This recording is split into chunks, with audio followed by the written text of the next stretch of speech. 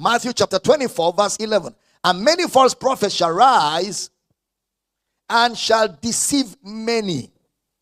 Not one, many. Many false prophets. Look at Matthew 24:23. Matthew 24:23. Then if any man shall say unto you, lo, here is Christ, or there, believe it not. Next verse. For there shall arise false Christ, false prophets, and shall show great signs and wonders, insomuch that if it were possible, they shall deceive the very elect. So, the false prophet is known by what he says, not what he does. Don't be flabbergasted by the miracles, the prophecies, the ditto prophecies, the detailed. No. That's not how you know false prophets. It's by the content of their message of Christ. Now we shall get to false Christ later. But look again at Luke 6:26. Luke chapter 6, verse number 26. Woe unto you when all men shall speak well of you, for so did their fathers to the false prophets. So false prophets have a lot of popularity, and they are very good in doing charity works to cover up for their useless message. So because you're undiscerning, you see them distributing bags of rice, palm oil, groundnut oil. They are giving school fees, stipends to widows. Then you say, no, this must be a man of God. You don't even care what the man is preaching. You see people falling all over the place and testifying that Jesus has healed them, and the prophets prophesying with arranged miracles all over. You don't even care to check what is the content of their message. You are wowed by those things because the whole intent is to deceive. To deceive gullibles, to deceive the idiots. Oh yeah. Observe again that Jesus never used the word antichrist. He uses false prophets. The word false prophets is the word pseudo-prophetess. Pseudo-prophetess. It means it's not true. To deceive or to tell a lie. A prophet who is a false prophet is that what he says is false about Christ. He preaches an antichrist message. A message that is a lie about Christ. And false prophets, they don't know the character of God, so they jumble. Touch me by mistake, die by correction. Because they don't know Christ.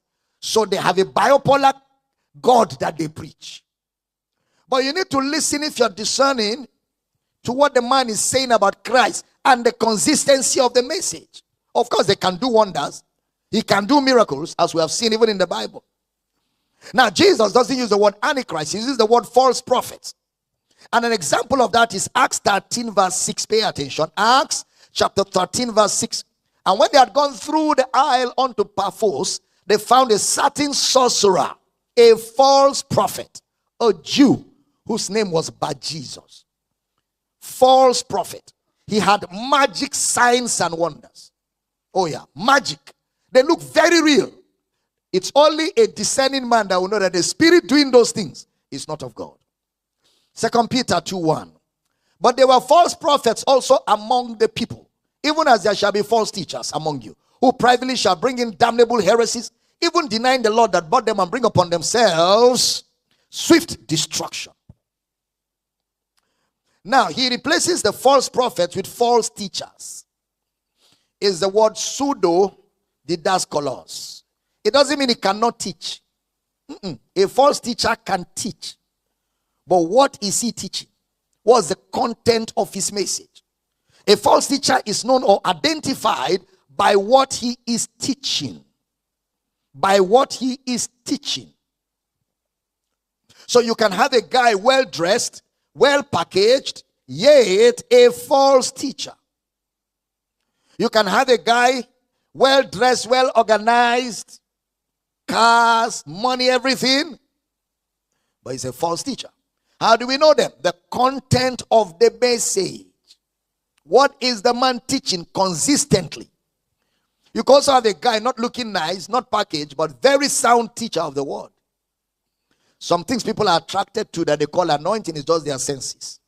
And I tell younger ministers, When somebody is not teaching the gospel, don't emulate anything he does. When somebody in the name of ministry is not teaching the gospel, don't emulate anything he does. Every style of his should not be followed at all, because it's all in the spirit. Ask our leaders.